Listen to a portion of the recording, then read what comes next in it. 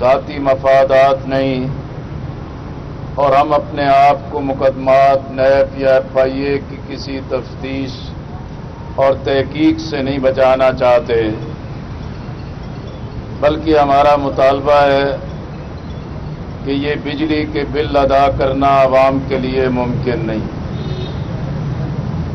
اور پٹرول کی قیمت پر جو حکومت کے اضافی ٹیکسز ہیں وہ پورے معاشی پہیے کو جام کر رہے ہیں، اور تنخواہ دار طبقہ جس کی تنخواہ پہلے بھی افراط زر اور مہنگائی کی شرح سے نہیں، لیکن ان کی تنخواہوں پر اضافی ٹیکسوں کا عائد کرنا یہ پاکستان کے نجی ہوں سرکاری ہوں تنخواہ دار طبقے کے لیے ممکن نہیں۔ اسی طرح جاگیرداروں اور بڑے لینڈ ہولڈرز، ان پر انکم ٹیکس کا نیٹ میں لانا، اور خاص طور پر جو تجارت، صنعت اور خاص طور پر ایکسپورٹرز پر ناروا بندشیں، قدغنیں اور خوف و ہراس ہے، اس کا خاتمہ ناگزیر ہے، اور ان تمام چیزوں کی وابستگی یہی ہے کہ IPPs انڈیپینڈنٹ پاور پروڈیوسرز جو پلانٹس ہیں، پروجیکٹس ہیں، ان کے معاہدے بھی ناقص تھے، ہائر سائٹ پہ تھے، جس سے بجلی کی قیمت ناقابل برداشت ہو گئی، اور ہمارا مطالبہ تھا کہ ان IPPs کے تمام معاہدوں پر نظر ثانی کی جائے، اس کی جانچ پڑتال کی جائے۔ جب ہم نے یہ دھرنے کا آغاز کیا اور حکومت اپنی رکاوٹیں کھڑی کرنے میں ناکام رہی، پھر حکومت نے رابطہ کیا کہ وہ جماعت کے ساتھ مذاکرات کرنا چاہتے ہیں۔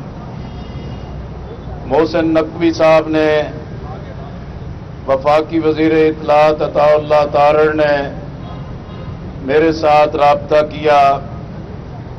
میں نے ان سے کہا کہ آپ دھرنے کے سٹیج پر آ جائیں، اور اگر مذاکرات میں آپ سنجیدہ ہیں، وہاں آ کے امیر جماعت اسلامی کو اس کی پیشکش کریں۔ وہ وہاں تشریف لائے۔ حافظ نعیم الرحمان صاحب نے جماعت اسلامی کی میری سربراہی میں ایک مذاکراتی کمیٹی تشکیل دے دی، اور اس مذاکراتی کمیٹی کے 5 راؤنڈز ہوئے، اور الحمدللہ اس دھرنے نے اپنے ایک اثرات پیدا کیے ہیں۔ عوام کے اندر ایک اطمینان کا پیغام دیا ہے، حکومت پر دباؤ بڑھا ہے۔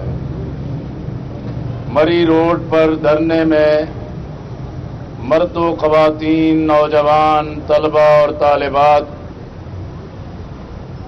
اور اسی طرح مزدور، کسان، تاجر اور صنعت کار ایک بہت بڑی تعداد میں شریک ہوئے، اور سب نے اس بات کا خیر مقدم کیا کہ جماعت اسلامی نے موجودہ جو ملک میں سیاسی معاذر آئی ہے، اس سے علی رغم عوام کے مسائل کی طرف توجہ دی ہے۔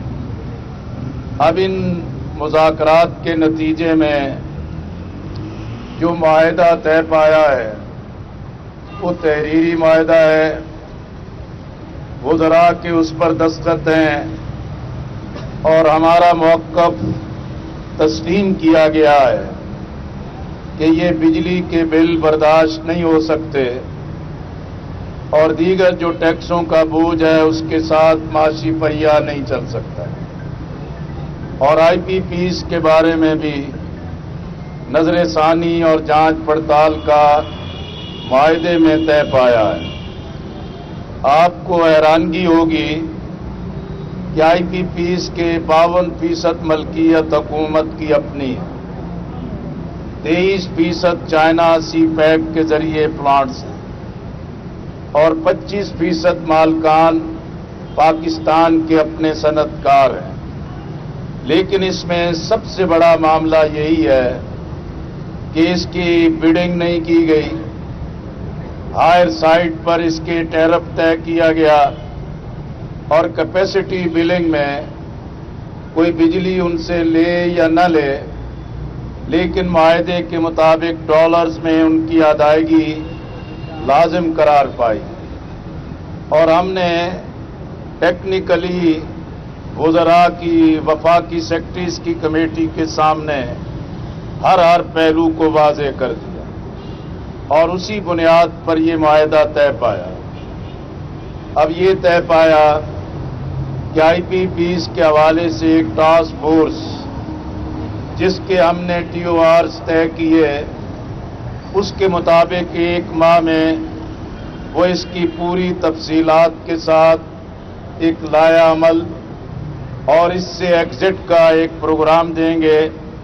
اور پھر دوسرا جو تنخواہ دار طبقہ ہے، تاجر ایکسپورٹرز پر جو اضافی ٹیکس ہیں، اور اسی طرح پٹرول پر جو لاگت ہے اس کے مطابق اس کا قیمت طے کرنا اور صوبوں کے ساتھ مل کے جاگیرداروں پر انکم ٹیکس کا نیٹ لانا، یہ معاہدے میں طے ہے.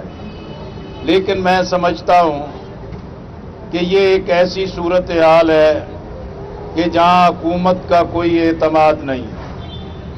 خود حکومت کی اپنی لیگل حیثیت مشکوک ہے. فارم 47 کی بنیاد پر ان کا اپنے اقتدار کا وجود خود متنازع ہے. اسی لیے حافظ نعیم الرحمان نے اور جماعت اسلامی نے اصلاح عمل کا اعلان کیا کہ معاہدہ طے پا گیا، دستخط ہو گئے، ہر پہلو پر چیزیں طے ہو گئیں.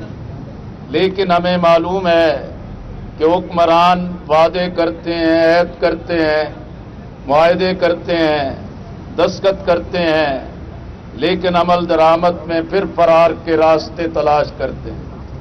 اسی لیے ہمارا اعلان ہے کہ آئندہ 40 دنوں میں ہم پورے ملک کو متحرک رکھیں گے، پوری قوم کو متحرک رکھیں گے.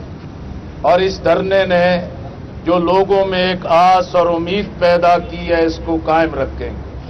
دھرنے نے پاکستان کو انارکی سے بچایا ہے، لا قانونیت سے بچایا ہے.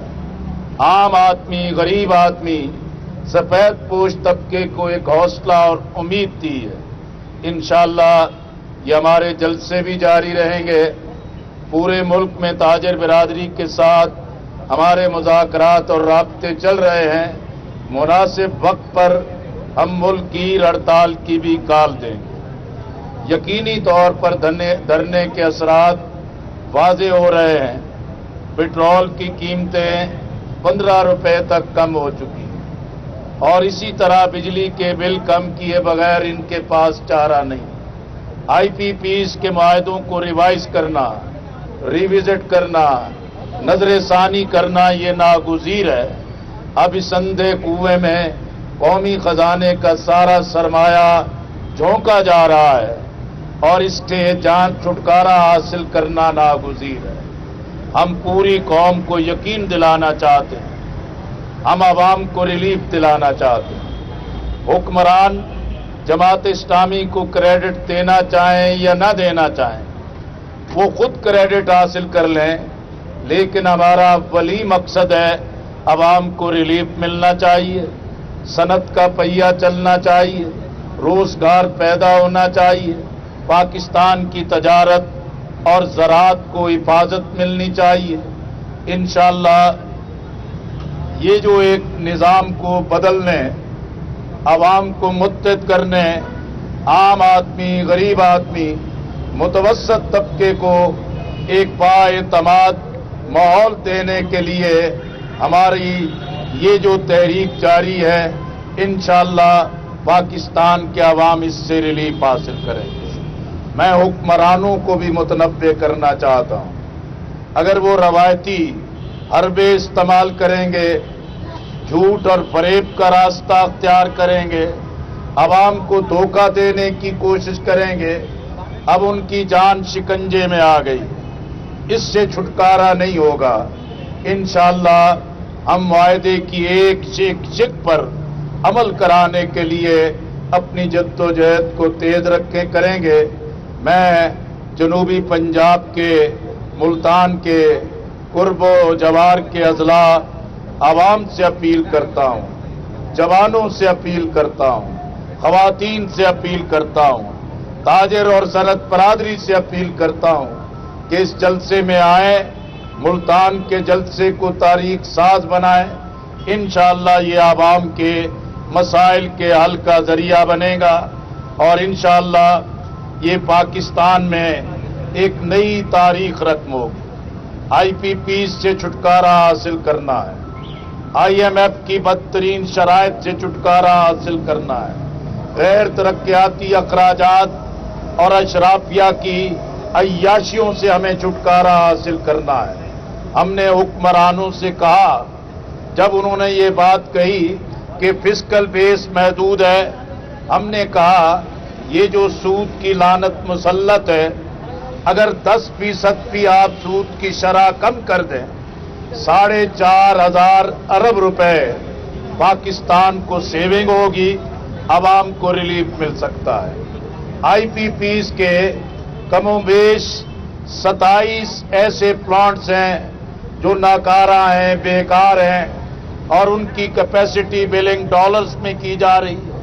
उनसे छुटकारा हासिल कर लें, आपको 2,100 अरब रुपए की बचत होगी, आवाम को रिलीफ मिलेगा। और इसी तरह हमने ये मुतालबा किया, ये अय्याशियां खत्म करें, गैर तरक्याती अखराजात 50% तक कम करें, 1300 सीसी की गाड़ी पर तमाम अफसरान, जर्नैल और जज आ जाएं तो इसका रिलीफ पाकिस्तान के गरीब आवाम को मिलेगा। ये महज मुट्ठी भर अशराफिया का हक नहीं है कि कौम के खून पसीने की कमाई पर अय्याशी करें। यह आवाम का हक है कि उनको रिलीफ मिले, सस्ती बिजली मिले, सस्ता पेट्रोल मिले।